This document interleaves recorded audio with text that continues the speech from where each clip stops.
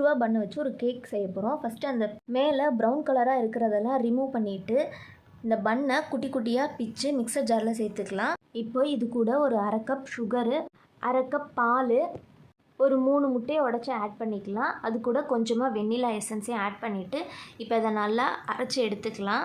இந்த மாதிரி இருக்கும். இப்போது கடாய் அடுப்பில் வச்சுட்டு ஒரு 4 டேபிள் ஸ்பூன் அளவுக்கு சுகர் போட்டுட்டு கொஞ்சமாக ஆயில் விட்டு நல்லா மெல்ட் பண்ணி எடுத்துக்கலாம். இந்த மாதிரி மெல்ட் ஆனதுக்கு அப்புறமா இதை ஒரு பவுலில் மாற்றிட்டு இப்போ நம்ம அரைச்சி வச்சுருக்கதையும் அந்த பவுலில் ஊற்றிட்டு இப்போ அடுப்பில் ஒரு இட்லி பாத்திரத்தை வச்சு இப்போ நம்ம ரெடி பண்ணி வச்சுருக்க அந்த பேட்டரையும் அதில் வச்சுட்டு ஒரு மூடி போட்டு மூடிட்டு இப்போ இட்லி மூடியும் போட்டு மூடிட்டு ஒரு 1/2 அன் ஹவர் வேக வச்சுக்கலாம்.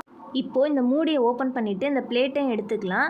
நான் கத்தி வச்சு குத்தி பார்க்குறேன், நல்லாவே வந்துருச்சு, கத்தியில் ஒட்டலை. இதை ஒரு 5 மினிட்ஸ் ரெஸ்ட்டில் விட்டுட்டு இந்த கார்னர்லாம் கத்தி வச்சு எடுத்துகிட்டு இப்போ அதை பிளேட்டில் மாற்றி கவுத்தி எடுத்துக்கலாம். அவ்வளோதாங்க, ரொம்ப சாஃப்டாக ஜூஸியான கேக் ரெடி. ரொம்பவே சாஃப்டாக இருந்தது. நீங்களும் ட்ரை பண்ணி பாருங்கள்.